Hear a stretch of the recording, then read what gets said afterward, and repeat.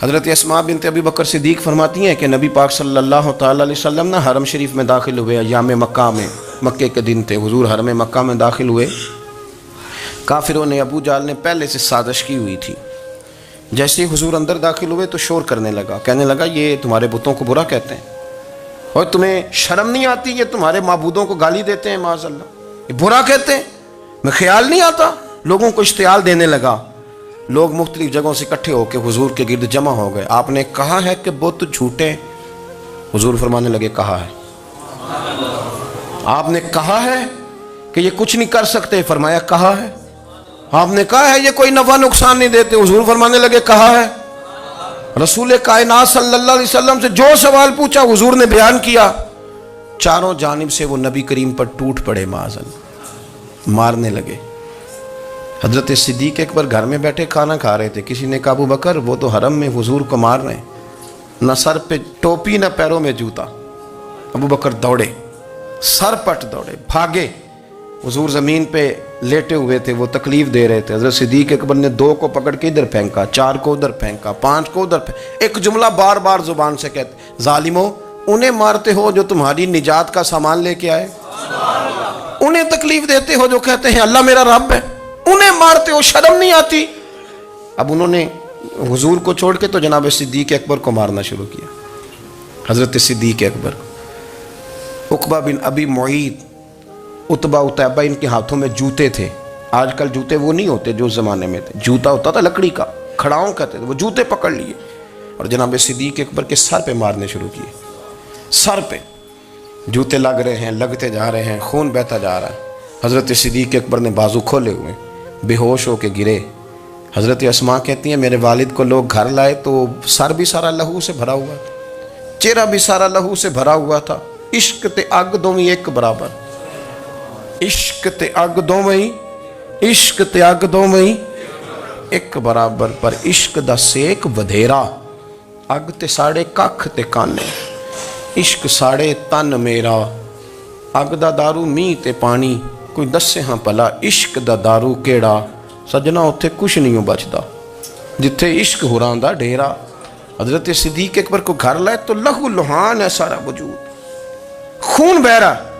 جناب اسماء کہتی ہے میں نے سر پہ ہاتھ رکھا، دیکھوں کہاں کہاں میرے والد کو، میں رو رہی ہوں، میں نے سر پہ ہاتھ رکھا تو کہتی ہیں بال بھی میرے ہاتھ میں آ گئے اور سر سے چمڑی بھی اتر کے میرے ہاتھ میں آ گئی، گوشت بھی سر سے اترنے لگا، سارا سر ان کا مار مار کے انہوں نے نازک بنا دیا، نرم کر دیا۔ آپ فرماتی ہیں وہ بے ہوش تھے، ہم ان کے منہ میں دودھ ڈالتے تھے، لیکن وہ جب بھی آنکھ کھولتے تھے تو زبان پر ایک ہی لفظ تھا، ظالمو انہیں مارتے ہو جو تمہیں کہتے ہیں میں اللہ کا رسول بن کے آیا، انہیں مارتے ہو۔ اس ترتیب سے رسول اللہ کی غلامی کی، اس رنگ میں نبی پاک سے پیار کیا، نبی پاک کے حصے کے زخم اپنے سینے اور دل پر برداشت کیے۔ اس لیے تو میرے کریم نے فرمایا تھا لوگوں سن لو، میرے ساتھ جس نے بھی نیکی کی میں نے بدلہ دے دیا ہے، میں نے ابو بکر کو نہیں دیا، میں ابو بکر کا ہاتھ پکڑ کے اللہ کی بارگاہ میں لے جاؤں گا، میں کہوں گا مالک اس نے بڑی نیکیاں کی ہیں تو ہی اسے اجر عطا فرما، میں لے کے جاؤں گا، کہوں گا اے اللہ تو دے اسے اجر، اس نے بڑی نیکی کی، اس نے بڑا پیار کیا، اس نے میرے ساتھ بڑی محبت کی، اس نے بڑی غلامی۔ کچا پکا نظریہ لے کے جب لوگ دنیا میں چلتے ہیں تو اقبال کہتے ہیں، میں کہتا ہوں یہ کچھ بھی نہیں، یہ بغیر عشق کے دین پہ عمل کر رہے ہیں۔ اقبال نے پتہ کیا لفظ کا، اقبال کہتے ہیں یہ ڈھیر ہے، ڈھیر، اور ڈھیر بھی خاک کا، خاک کا جو ڈھیر ہوتا ہے نا، خاک کا وہ کچھ بھی نہیں ہوتا، پھونک مارے توڑ جاتا ہے۔ اقبال کہنے لگے بجھی عشق کی آگ اندھیر ہے، بجھی عشق کی آگ اندھیر ہے، بجھی عشق کی آگ اندھیر ہے، یہ مسلمان نہیں یہ خاک کا ڈھیر ہے۔ اب یہ مسلمان نہیں، اب یہ خاک کا، اپنی ساری زندگی۔ اور دیکھیں نا بڑی دفعہ آپ نے واقعہ سنا ہے، اس پر میں جانا نہیں چاہتا، صرف ایک بات مطلب کی کرنا چاہتا ہوں۔ حضرت عمر کہتے ہیں میں لے آیا تھا نا آدھا مال، اور دور تھا قحط کا، غریبی کا، ابو بکر لے آئے سارا ہی مال۔ تو کہتے ہیں حضور کے پوچھنے کا نا انداز ہی بالکل نرالا تھا، حضور کے پوچھنے کا انداز ہی انوکھا۔ مجھ سے حضور نے فرمایا کیا لائے ہو؟ میں نے کہا حضور آدھا مال لے آیا ہوں۔ تو ابو بکر صدیق سے یہ نہیں پوچھا کیا لائے ہو، مجھ سے پوچھا کیا لائے ہو، اور ابو بکر صدیق سے فرمانے لگے گھر کیا چھوڑ کے آئے ہو۔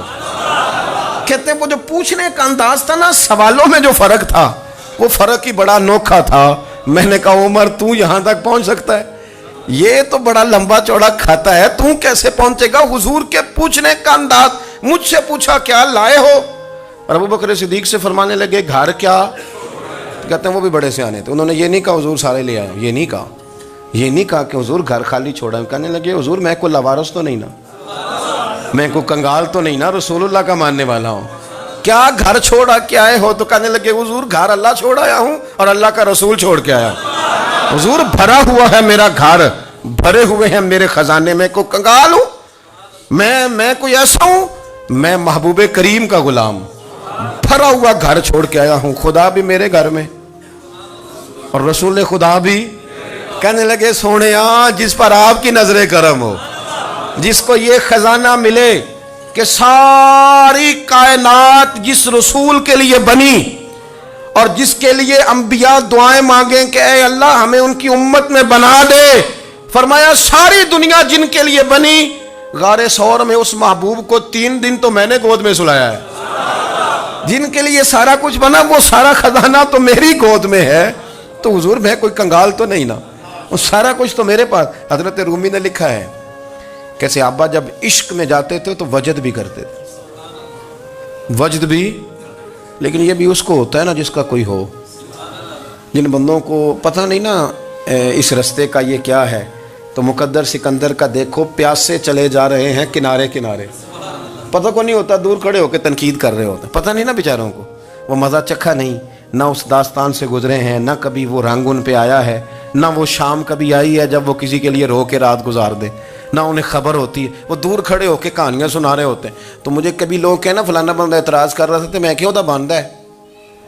اس لیے کہ اسے پتہ ہی نہیں پانی کتنا گہرا ہے، وہ کبھی اترا ہی نہیں، تو وہ جو کر رہا ہے اسی جگہ پہ، وہ بیچارے کو پتہ نہیں نا، وہ صحیح چل رہا ہے۔ حضرت ابو بکر صدیق 3 دن نبی پاک کو 3 دن غار ثور میں اکیلے تھے، دوسرا کوئی شریک نہیں تھا، یہ کسی اور کے حصے میں نہیں آیا، یہ کسی اور کے حصے میں، کسی کے حصے میں نہیں آیا، اور 3 دن وہاں اکیلے رہے، اور پھر 12 سال قبر انور میں، حضرت عمر تو 12 سال کے بعد آئے نا، 12 سال روضہ انور میں بھی نبی پاک کے ساتھ اکیلے رہے۔ یہ اعزاز ہے، اس اعزاز کو کبھی سمجھیں۔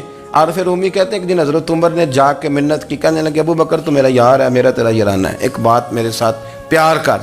حضرت ابو بکر کہنے لگے عمر کہیے، کہنے لگے کچھ ہے مانگنے آیا ہوں۔ آپ نے فرمایا تو مانگ، میرے اختیار میں ہوگی تو دوں گا۔ انہوں نے کہا ابو بکر سارا کچھ نہیں مانگتا، میری زندگی کی ساری نیکیاں لے لے۔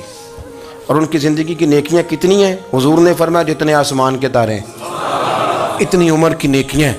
فرمایا میری زندگی کی ساری نیکیاں لے لے، وہ غار ثور میں تو 3 دن حضور کے ساتھ رہا ہے نا، ان میں سے 1 رات مجھے دے دے، ساری تیری نیکیاں، ان میں سے 1 رات مجھے دے دے۔ تو حضرت ابو بکر صدیق فرمانے لگے میں نے تجھے کہا تھا میرے اختیار میں ہوگا تو میں دے دوں گا، یہ میرے اختیار میں ہی نہیں، یہ میرے اختیار والا کام ہے، اور تجھے میں نے کہا تھا کہ کچھ ہے مانگ لے، تو نے تو میرا کل سرمایہ ہی مانگنا شروع کر دیا، یہ نہیں میں دیتا بھائی، یہ تو میرا سرمایہ حیات ہے، یہ تو اصل ہے۔